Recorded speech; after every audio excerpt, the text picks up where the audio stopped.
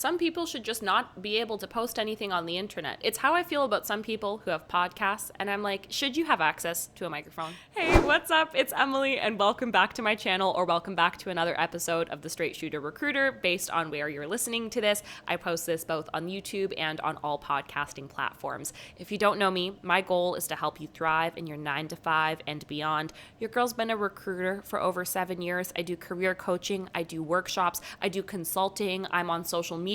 This is literally my whole gig. My career is careers. I want to go through the most toxic pieces of advice I ever received and replace it with advice that I think is better. That I know is better.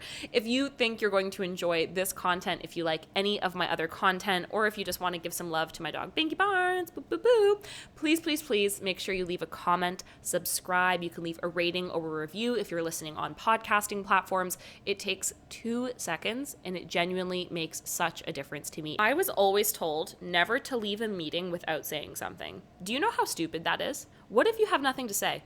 Or what if you're just about to say some stupid shit? Like, I don't understand at what point that ever became good advice, but I was always told if you're in a meeting, make sure you say something in every single meeting. Ask a question, make a comment, share an opinion. It helps you establish your credibility. It makes sure people know that you're paying attention. It shows that you're engaged, blah, blah, blah. You know what it shows? That you can't read the room and that you're stupid. Because if you don't have anything to say, why would you say something? Why would you ask a question you know the answer to? Why would you do any of that? It is so bizarre and so strange to me, and yet everybody did it. Like, everyone would come out of these networking sessions and they're like, you know what?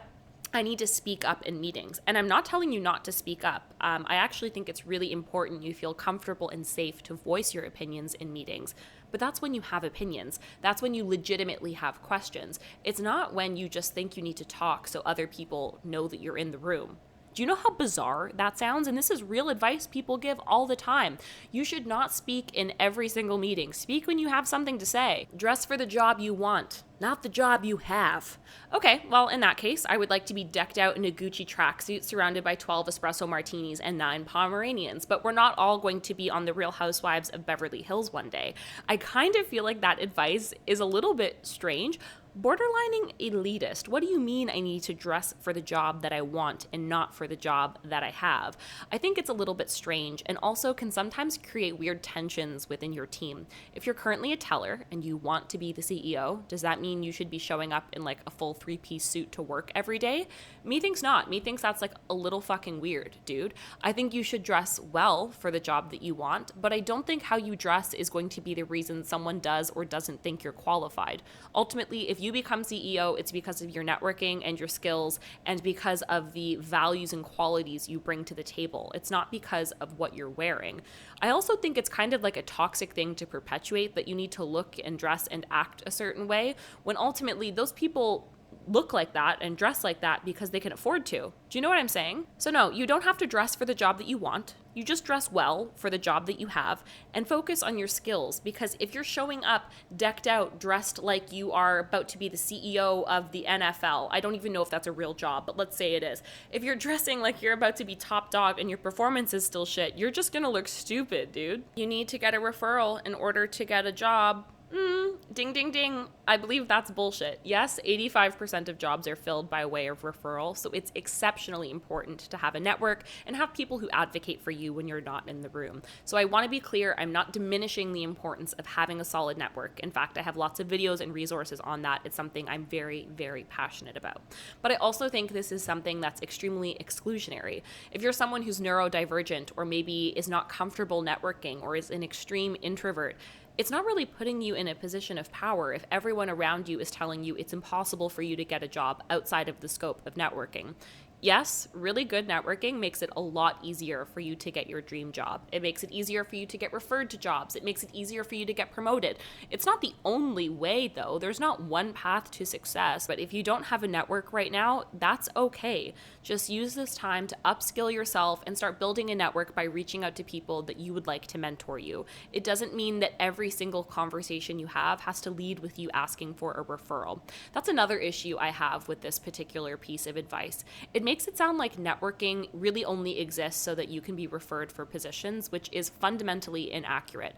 Networking exists so that you can learn from other people and network. put them in your network. It takes time to have a relationship enough with somebody so that you can say, yeah, can you refer me for that position? So when you tell people they need to get referred, suddenly every recruiter is getting 100 LinkedIn messages a day saying, hey, can you refer me for this position? Refer you? I don't even know you. You need to spend the time to get to know people before you're asking for referrals. Otherwise, they're just referring a stranger. This one's like super toxic. It was to always be the first person in the office and the last person out of the office. Even if you weren't working and you weren't busy, you wanted to be the person that everyone saw was there or working the hardest. And I think that's so toxic for two reasons. Number one, if you work at a company that genuinely values that, you're going to be miserable. That means you're working at a company that does not give a shit about your work-life balance. The other reason, sometimes if you're working 12 hours a day, or you're making it look like you're working 12 hours a day, but your boss knows you only have 6 hours worth of work, you're gonna look stupid because it's gonna look like it takes you twice as long to get these basic tasks done. My personal favorite toxic piece of advice was I had several grown-ass white men tell me that I need to accelerate my career now so that when I pop out children, it won't hold me back in my career. Are you literally kidding me? I don't even want to get into how maternity leaves and having children negatively impact women's careers because it makes my blood boil, and perhaps that's like a whole other video that I'm not getting into right now. But I do want to say, factually, yes, women tend to have their careers set back by several years as well as their compensation when we have children because of maternity leaves and a variety of other factors. But I think it's fundamentally wrong, A, that people think they can comment on someone's family planning or lack thereof and ask them to integrate that into their career path. And those are the same people that are making hiring decisions. So are you looking at a woman in her 30s and saying, I'm not going to hire you because you're probably going to have kids soon?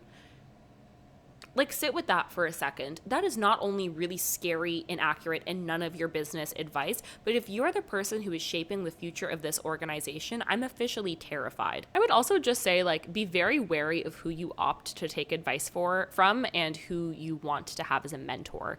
There are a couple of people I've had as mentors for my entire career, and I'm eternally grateful to them because they're just fantastic, like literally the most amazing people, and they've helped me so much in my career. But I remember a couple of people who mentored me who had really not great intentions, and I'm not saying that lightly. Like, I'm talking about people who wanted to take me under their wing so that eventually I would always have to report up into them, so they'd always be top dog. I had one older man who mentored me for about a year and then started to make some not so appropriate advances at me, and I was like, what the fuck? Like, you're literally in your 60s, bro. I'm 23. Like, are you kidding me?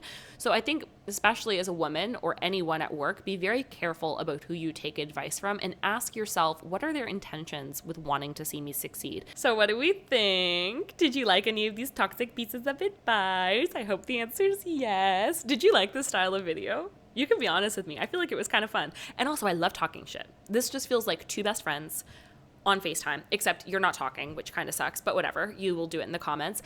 It just feels like we're talking a little bit about the craziness and the banananess and all the like weirdos and really bad advice that held me back in my career because it made me get in my head, or it made me talk in meetings when I shouldn't have. Like, that one especially bugs me. Let me know what your favorite toxic piece of advice was. Is there anything I didn't mention in here where you're like, yo, this needs to be mentioned in a video? If so, pop that in the comments. Thank you so much for hanging out with me, but I will talk to you next week.